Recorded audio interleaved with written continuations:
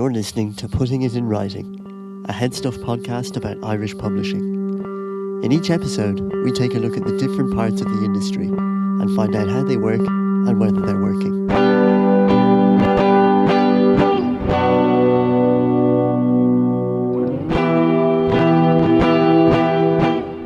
In the last couple of episodes, we heard about distribution and how booksellers seek out certain titles.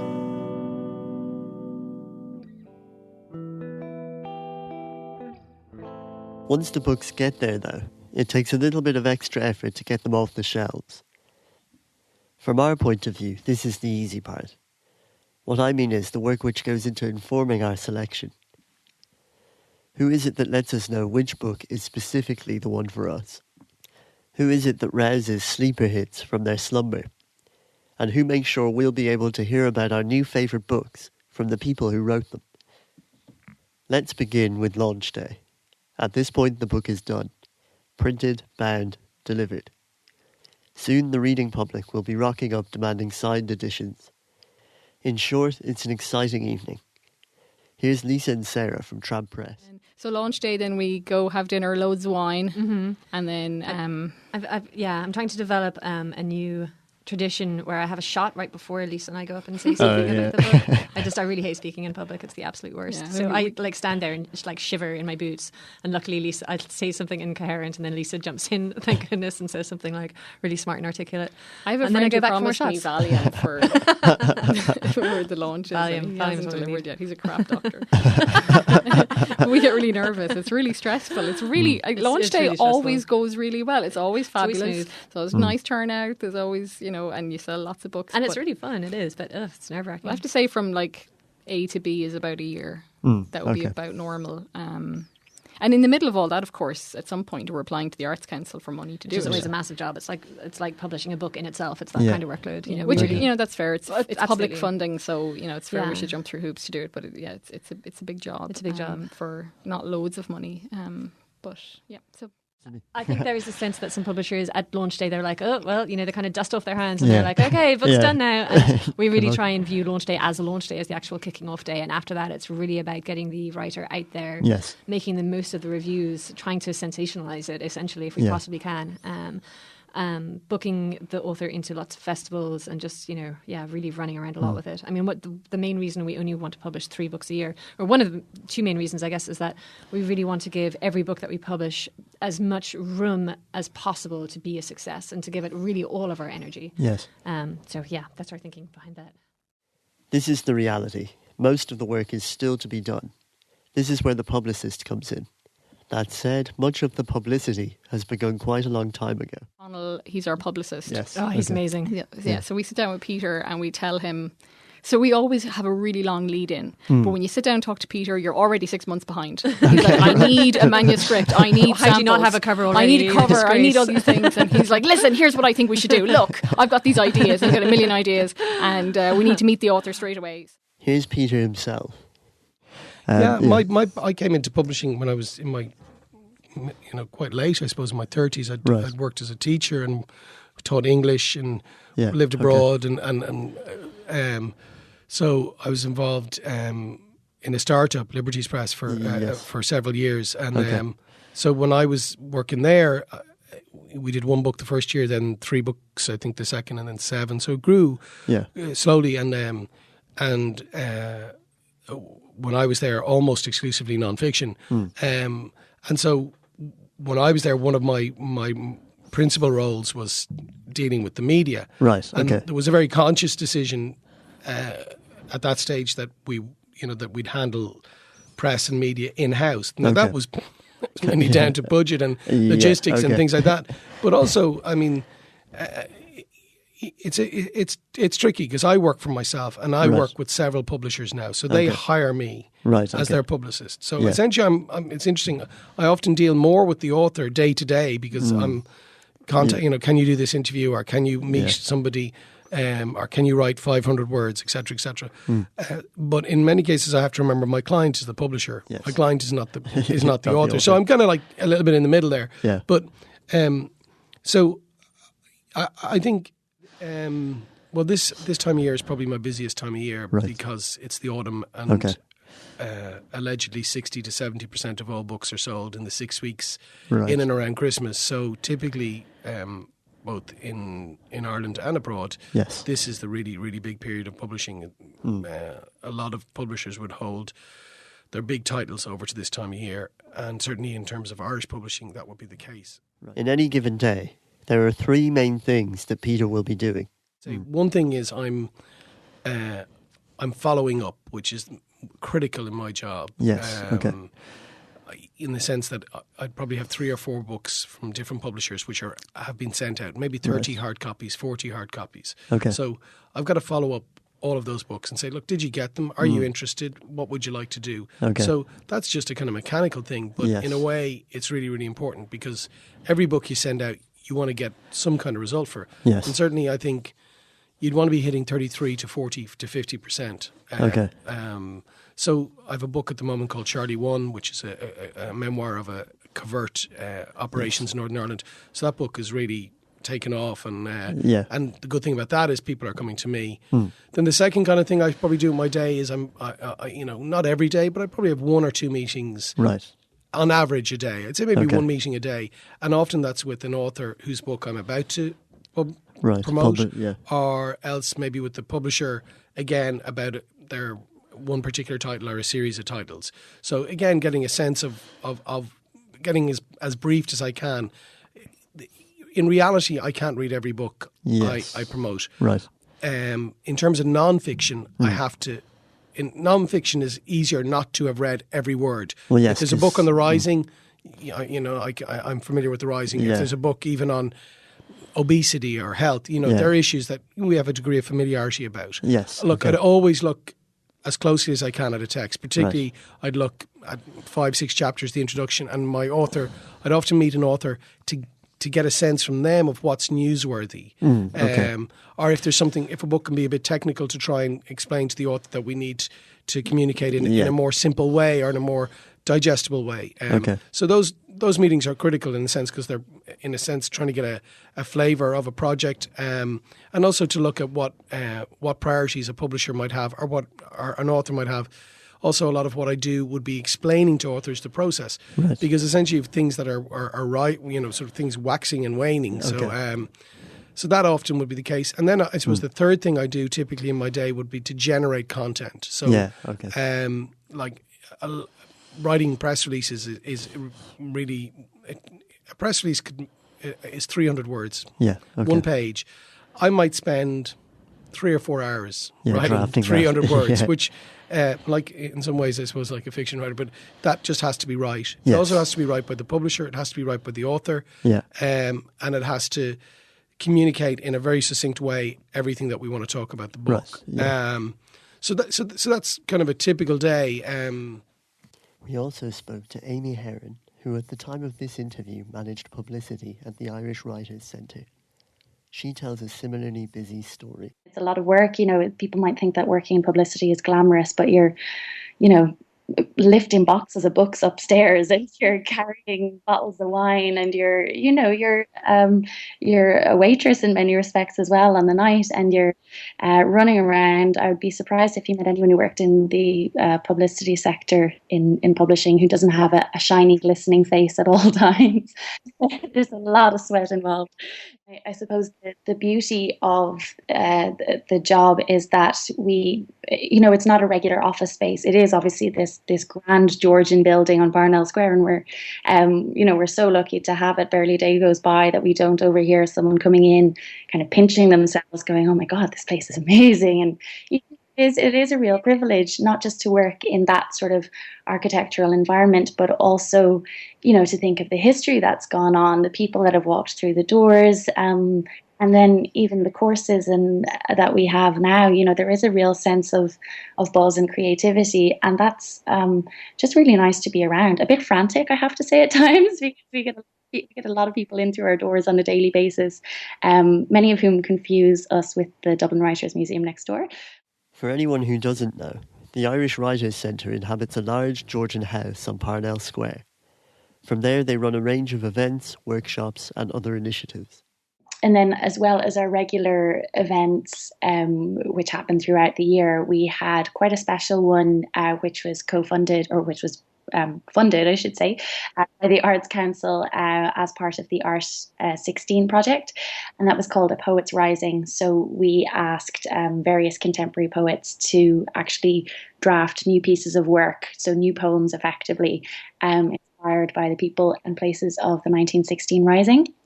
And then that culminated in both a live event, and it's also available actually as an app for download, I think, if not now, very soon.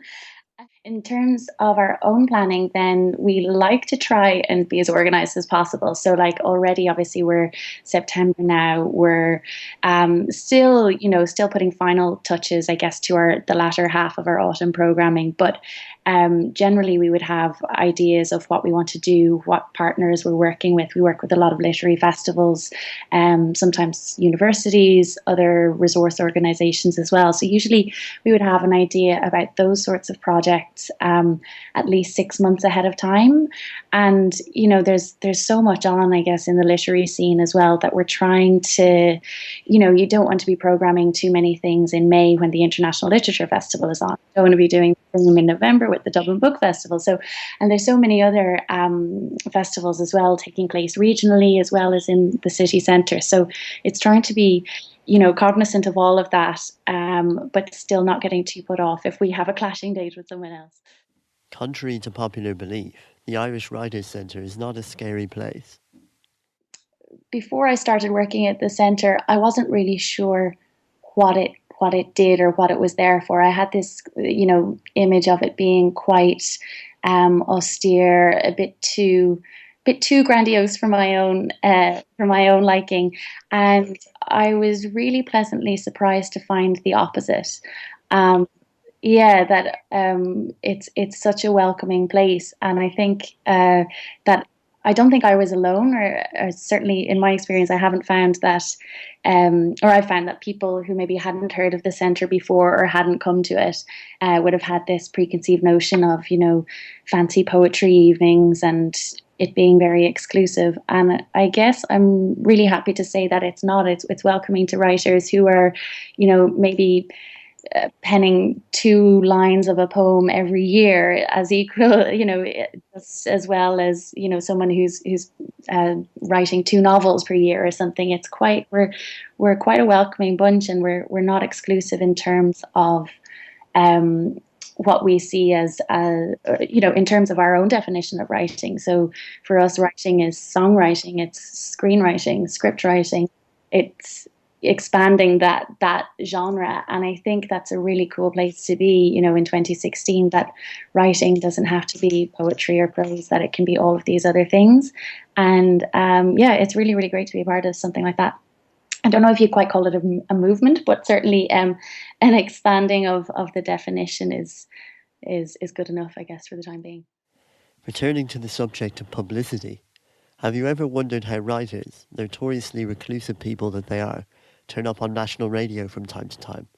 Occasionally I would accompany an author to media engagements. That I'm not a PR person, I'm a book publicist. Yes. That's what I am. Okay, I do book publicity. Right. So, most of my authors, if they have to go to RTE, they know where RTE is. I explain the situation.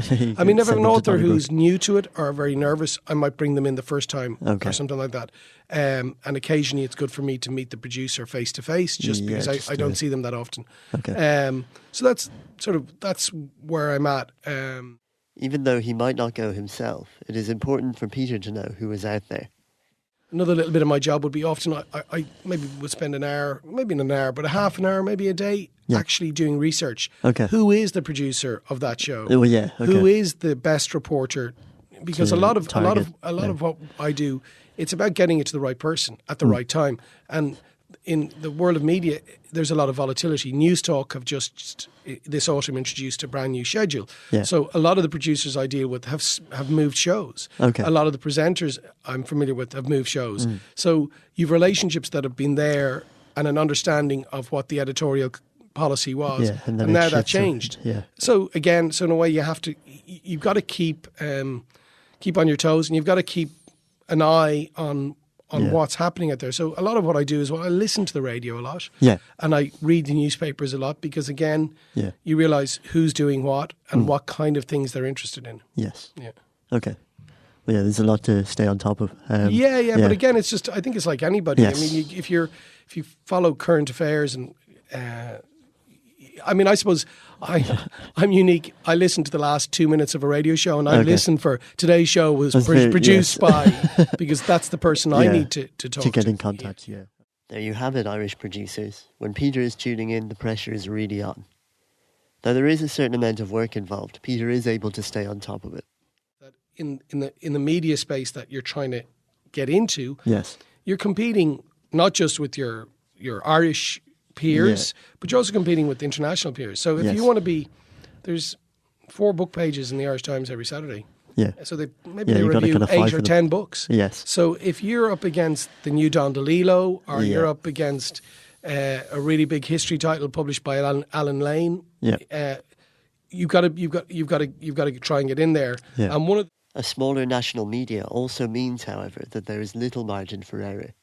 Yeah. And one of the things that's really important is, consequently, is to understand the timelines, because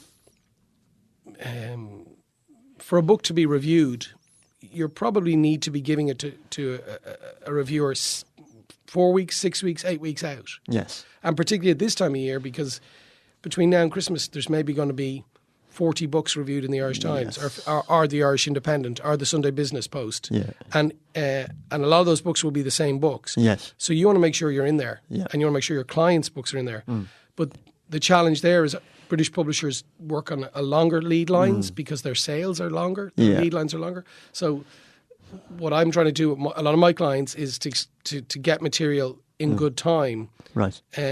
And to explain to editors, hey, look, I have this. There's a big history book in October. There's a big, so that might mean giving them a bound proof, 4 to 6 weeks out, which is an expense, and it's something that has to be factored in. But if you get a review on the Saturday in November, that's as people are going to, or see people go out to buy their Christmas presents, that's critical. You know, there are certain ways to streamline these interactions. Trying to get stuff into the media. First, you need to understand what they are looking for. And sometimes what you have is a square peg in a round hole. Yeah, okay. So, for example, recently I had a fiction client. Yeah. So fiction is very difficult because there's very few spaces for fiction. There's very few arts shows on the radio or on the television. I don't think there is an art show anymore. And then there's very few literary pages or arts pages. So essentially I got my writer to write a first-person non-fiction piece about growing up where he was from, because where he was from was central. It's Oisin Fagan. He wrote in the Sunday Independent about Meath, because he's from Meath, and the book is set in this kind of dystopian Meath. Right. And so he wrote a non-fiction piece about himself and about his upbringing and about place. And that was... So in a national newspaper, the biggest selling national newspaper in the country, I had 1,000 words by my author with a big picture and then an extract from one of his short stories. Yes. But what I did there is, by understanding what was an option, by giving them that option, then we were in. Yeah. But if I just gone, here's a debut short story collection, it's not going to work. No. It might get reviewed. Yeah. I mean, fiction is the real challenge in this country because there's just so few outlets. If you have a non-fiction book, if you have a book around health, if you have a book about history, if you have a book about even how-to books, here's a book around tax, or here's a book around protecting your house. There's great space out there because there's loads of national radio, regional radio, and if you go to a newspaper and say 5 tips that will save you €5,000, most newspaper editors go, well, this is, and it's written by somebody who's credible. Yeah. Then that's bingo. Yeah. So a lot of what I do is actually speculative. I get a lot of my clients to write something for me. Okay. And I say, well, look, maybe this might fly, it might not fly. But if I don't have it, it's not going to fly at all. It's almost sort of say, I think if we write something for this outlet in this way, we have a good chance. If you wrap, I don't want to denigrate, journalism or the media, but if you package, if you understand what they need and you present something that is professionally packaged, yes, with a JPEG, with in the correct format. If you've got images are critical in any cell. If you've great images, they really help. Yeah. So if you can put a really nice package together and say, there you go, this is all wrapped and ready to go, then what's not to like? And everybody wins. They get some great content, and what we get is coverage, and we get. In all of Peter's work, speculative or otherwise, there is one skill on which it all hinges. And phone is critical in my business. Yeah. Email is great for informing people, but it's not great for getting stuff to happen. You've got to. You need a phone call, and you go, and you need to pitch, and also sometimes you have to cajole, or sometimes you have to twist somebody's arm, or sometimes you need to. They don't really get it, so you have to explain, or sometimes you have to say, look, this person is going to give you 15 minutes of great radio. Indeed, it seems this is the essence of life as a publicist. For me, publicity became a little bit monotonous, and that's, as I say, just for me only, because you're effectively, even though you're working with different authors and on different books, which is quite nice to have that diversity, it still felt that I was doing the same role. You're picking up the phone to talk to producers and basically, trying to sell them the book, and it's hard. It's really hard. There's a lot of competition out there. The Irish writing scene is thriving. I don't know if it ever wasn't, but it's certainly, people are very aware now of just how many great authors there are. So you're not just competing with those, but you're maybe competing with the likes of Donna Tartt or Margaret Atwood, who might be flying in for the week. And you're thinking, okay, well, how is my short story writer? It's their first book and whatever. How are they going to compete with that, if that's landing on a producer or researcher's desk? So it's tough. As with other roles in the industry, it requires its own specification. Took a step back, I guess, and started interning here in Dublin in a small publishing house, which was Trade, and there was a publicity internship. And that's the other thing that people don't really tell you when you're getting into publishing, is that it's not just the sectors that don't really overlap or communicate. It can be quite difficult to make that transition from editing to publicity. They're seen obviously to be two very different roles, and even if you know maybe the theory or have had some experience, it still doesn't qualify as you can assist on managing this publicity campaign. So it was actually quite tricky to knock down those doors. But I guess the one advantage of Irish publishing houses, and with the majority of them being quite small, or a lot of them being quite small, is that you actually get to do so many things. So even if you're working for the publicity department, you might still be, reading, well, especially with my experience, I suppose, doing final proofreads and things like that. So you do end up building up quite a bit of experience that way. In the course of Peter's career, there have been certain changes. Not that much has changed.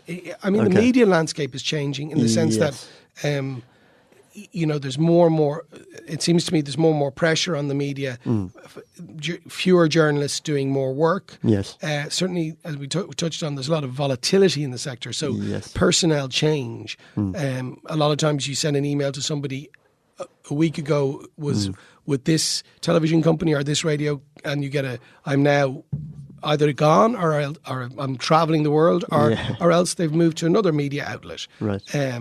So there seems to be a lot of volatility there, and in that sector, certainly as well. In the past, occasionally, if you had a big memoir, a big book, you would be paid for content occasionally. Yes. That is almost not that it was prevalent to begin with, but it's almost totally gone now. Okay.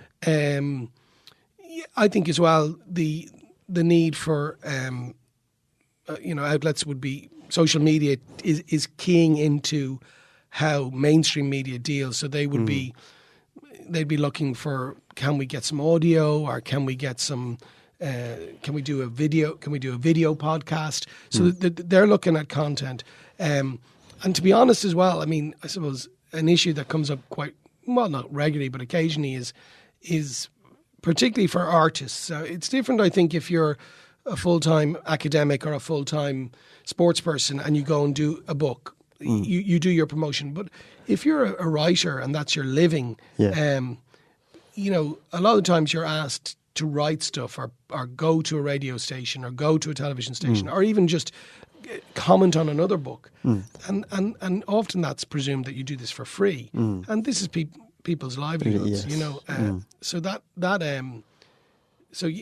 It's classic. A lot more is being done for a lot less. With regards Ireland's changing media landscape, Peter is keeping his ear to the ground. But changes are also being felt elsewhere in the industry. And these changes affect how Peter and Amy's profession may work in the future. You know, I don't really deal with social media that much because it's too small and it's too labour intensive. You know, I can't tweet about one book. Oh yeah, you know, it's just going to get lost. Even publishers find it hard, I think, to manage their own social media. And I know it's something I think that's going to be a real challenge as the audience, the younger audience now grows older, because they're so prevalent. Social media is so prevalent, so much part of that.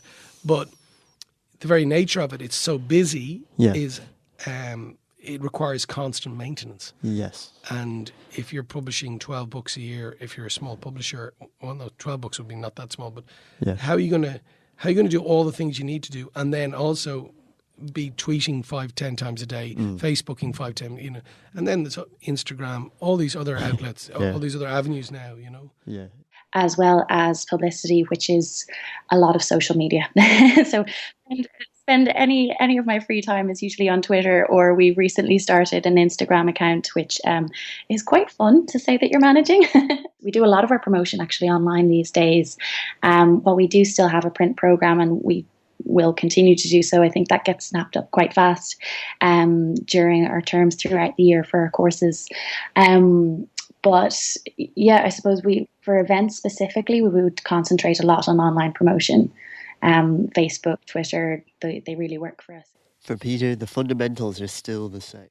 What publishing ultimately is about content. Yes. Finding content and curating that content, editing it, improving it. Yes. And then I suppose later on, if promoting it, you know, shouting as loudly as we possibly can in as many places as possible about the virtue of something. Yes. And so I think that's the key, is to maintain the quality of the content and do as much as we can to make sure as many people know about it. Yes. And if you have great material, it doesn't really matter if it's music or film. Quality will out in the end, I think. Yeah. And certainly,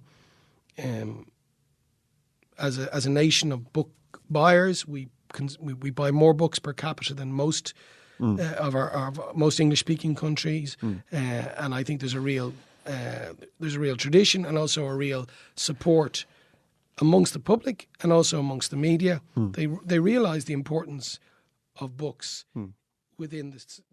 Ultimately, he believes in the medium. Books are important in terms of, you know, I promoted a book by Eamon Gilmore. Whatever you think about Eamon Gilmore, 3 years in a crisis government, that's what that book was about. Yeah. That's interesting. Like what it was like to be inside the room, as the book was called. Yeah. That's interesting. Yeah. And it creates a conversation. Or this book about covert operations in Northern Ireland. You know, a very exciting book on a lot of levels, but also talking fundamentally about the role of the state in people's lives, the role of surveillance. Big Brother is watching you. And so those kind of themes. And those books add to that kind of conversation. Yes. And without them, the conversation conversation doesn't happen. Though, as with other parts of the industry, that process is changing. As we move online, it seems in some ways social media makes us paradoxically harder to reach. If we look at our bookshelves, how did we find out about these books?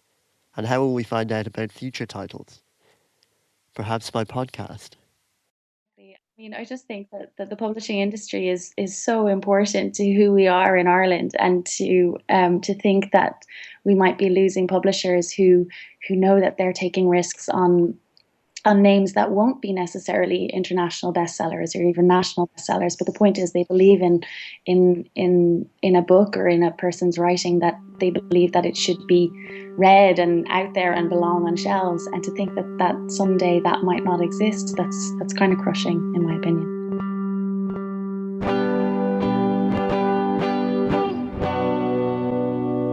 I'm Conor O'Donovan, and this has been Putting It in Writing. Join me again next time when I'll be finding out more about book design. In the meantime, you can subscribe to this and other HeadStuff podcasts on iTunes and Spotify.